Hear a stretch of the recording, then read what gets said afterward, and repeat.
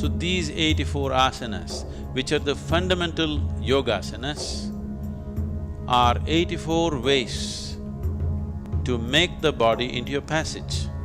It is not necessary, actually, for everybody to do 84 asanas. If they do one, it is enough. Usually hatha yogis, serious hatha yogis who are taking hatha yoga as their path to liberation, practice only one asana, just one asana. It is difficult for a thinking mind to understand why would somebody spend his whole life trying to sit in a particular way. But if you learn to sit right, if you just learn to hold your body right, everything that you need to know in this universe you can know. Because this is known as Asana Siddhi.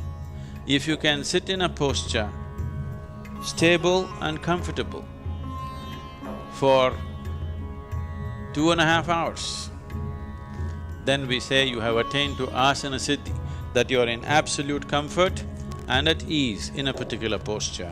That is Asana Siddhi. If you achieve this, everything that you need to know, one can know internally. How is this possible? How can by sitting you can know everything that you can know? If you have a television at home, television is just a box with a little bit of electronics in it. But it becomes a world by itself. The whole world can stream into this place that we call as a television, or this box that we call as a television, simply because there is a receiving mode. If you set the antenna right, if it is properly adjusted, then the whole world flows into your place or into this box. If it is not set right, same instrument, it has everything but can't do anything. This is how human being is. A human being is, an individual human being is who he is only because of what he perceives. Only because of what he or she perceives, an individual human being becomes whoever they are. Right now, you are who you are only because of whatever you have perceived in your life till now. And you will be who you will be only because of what you will perceive in future. Whatever you perceive is what makes you whatever you are today. So, the whole system of yoga is only interested in enhancing perception. So if you hold the posture right, if your alignment is right, and if it matches with the cosmic alignment in some way, 84 alignments, if one gets into these 84 postures or even masters a single posture and approaches the remaining 83 through that, then everything that has happened in the creation till this moment, one can know, because the memory of that is right here within your system.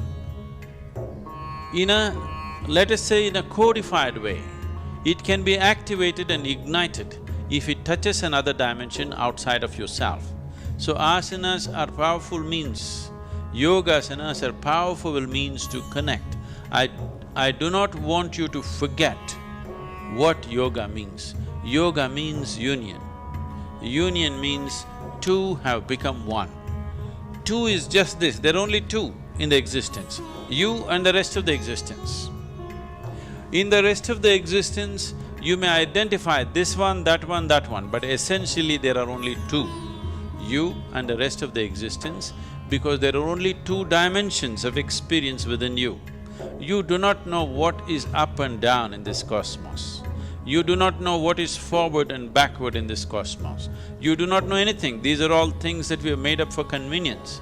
The only experiential reality is, there is something called outward and there is something called inward. So these are the two dimensions of experience, inner and outer. So yoga means to bring a union between these, inner and outer, you and the rest, you and the other.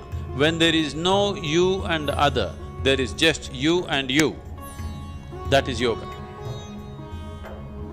So asanas are a physical manifestation of approaching this. a physical form of approaching this ultimate union, because physical body is the easiest thing to work with. If you try to do something with your mind, it will play too many tricks. At least with the body, you know whether it's doing it right or not doing it right, whether it's cooperating or not cooperating. A mind, if you push it too hard, it will play all kinds of tricks with you. It will make you believe all kinds of things and dump you the next day. But body is not like that. It is a reliable factor. If you work with it sensibly, the yogasanas will definitely lead to the possibility of ultimate union. In the meantime, by getting into the postures, before all this alignment with the ultimate happens, inner alignment happens, which will naturally achieve a chemistry of healthfulness, joyfulness and blissfulness, and above all, balance. Balance is something that modern societies have ignored and they're paying a huge price for today. Whatever may be your intelligence, whatever may be your competence and education and qualifications, if you do not have the necessary balance, you will not succeed, you will not go very far in your life. So, the most important thing for people who are seeking to be successful, people whether they're working in corporate sector or they're political or they're military or whatever field, the most important thing is balance. Only if you have a balance which is not disturbed by external situations, will you be capable of making use of the competence and intelligence that you carry within you.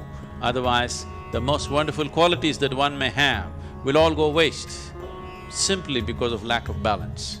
And hatha yoga means balance.